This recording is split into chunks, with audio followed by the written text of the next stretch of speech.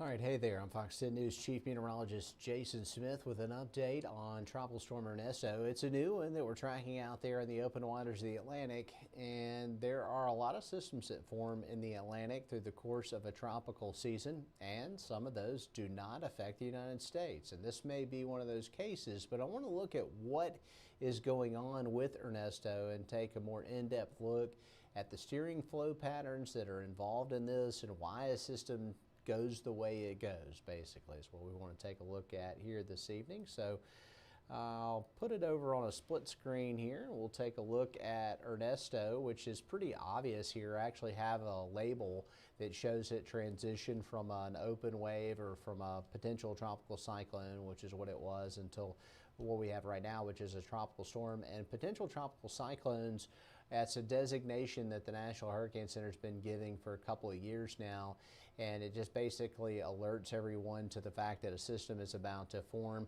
and they can go ahead and initiate advisories. In this case, it was a good idea because we do have a tropical storm headed towards the northeast Caribbean Sea, and right now Ernesto is a 40-mile-per-hour tropical storm. Pressure 1,009 millibars, is moving west-northwest at 28. It is flying across the Atlantic, and it's headed towards the northeast Caribbean, and it's not too far away from Antigua with the distance there about 295 miles, but with a forward speed of 28 miles an hour, it'll be very quickly passing through the islands, likely before it becomes a significant system. Now, once it gets over closer to Puerto Rico, there's a pretty good bet that this thing could become a significant tropical system. We've got it by, it looks like Wednesday there, late Tuesday, early Wednesday, crossing over into Puerto Rico. So it's actually going to pass through the islands tonight, and then it'll cross over Puerto Rico tomorrow night. And then it should move out over the open waters of the Atlantic. And at this point, it doesn't appear to be a threat even to the Bahamas. So we're not worried about Ernesto coming our way or into the Gulf of Mexico, and could produce some swells up along the east coast of the United States, and that's about it. So why is it steering the way that it's steering? Well, looking at the steering flow pattern, the Bermuda High is that big bubble you see out here in the Atlantic. I'll bring it up full so you can see it. And so that ridge, there's a clockwise flow around that ridge of high pressure. So that, the winds are going to be taking a system and steering it more northward. It just wants to continue to go around this high. It's like a big clock, basically. And the Bermuda High is building back towards the Azores on Wednesday, which is good. That means that there's likely going to be a break on the edge of the ridge, and this thing wants to fill in and follow a valley, which is located right here. There's another ridge over the Arklatex, and that's what's making it stupid hot for our area this week. But the heat is our friend, and it will keep this system away. So that's what we're seeing there with the Bermuda Ridge. And the ridging pattern, we're going to continue to see a substantial break between the Bermuda Ridge and then the ridge over the desert Southwest. And so that's going to allow a path for this thing to turn more northward. All these tropical systems want to go poleward. They just can't get around those high pressure areas, and that's what sends them westward. But this one's turning north through the end of the week, and you can see how it gets lifted up basically towards Bermuda. It's following the edge of the Bermuda Ridge. We do see some amplification of the ridge over the desert Southwest. We may still be under the influence of that one into the weekend, and that will continue to make it really uncomfortable. We're also seeing a stronger low-level flow, so more humidity for us.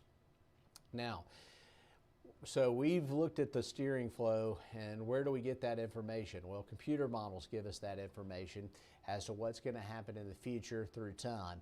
And we also have the individual models that will run based on a tropical system, where it is now versus where it's going. And so if you just took the old persistence approach, you'd say if it's moving west-northwest, it's headed our way. But we expect that turn, and you can see how almost all the models, about 99% of them, take it across Puerto Rico, turn it before it gets to the Turks and Caicos, and then brings it into the open waters of the Atlantic. And here's the way that looks in model form. And so you can pretty clearly in the center of your screen see the swirl of clouds that's associated with Ernesto. And this is the GFS model. And we're just going to take it to the end of the run. And you see how it it brings the system up past Bermuda and brings it into the northern Atlantic. We'll do the same thing. We'll look at the European model. There's Ernesto coming through Puerto Rico. Then it turns north, getting wrapped around that ridge. It heads up towards Bermuda. It will be a close call for Bermuda. This could be a significant hurricane there. And then into Monday, we've still got it out over the open waters of the Atlantic and not coming our way. So it looks like we've dodged another one with Ernesto. But the season is young. And so looking at it, we finished out Debbie. It is finally ashore for good. And it is tracking towards the Maritimes of Canada as a remnant system. Most of that moisture out of the picture. Ernesto is the next one on the list, and that just got named a tropical storm, and it may be upgraded. So we're actually, unfortunately, making it through this list of names, and eventually we're going to have had a really active season, I'm afraid, because water temperatures are several degrees above normal. In fact, they're record-breaking hot, and we've got a favorable environment for strengthening upper level winds-wise because we're in a La Nina year. Now, August is a different story. June and July are pretty quiet months, but once we get into especially mid and late August, systems can form off the coast of Africa, and they can form really anywhere. And looking at this chart, no surprise, Ernesto forming right where it should in the western Atlantic, just shy of the northeast Caribbean Sea.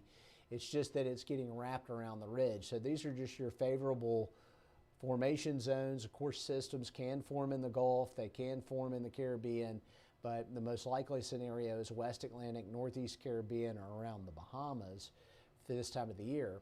And our most active month is still ahead of us, and that's September. So really the next 2 months, we're going to have to be keeping a close eye on what happens in the tropics. And as far as other areas to watch, we're not concerned about anything in particular. Looks like there's a pretty robust wave about to come off of Africa. Another wave here is located behind Ernesto.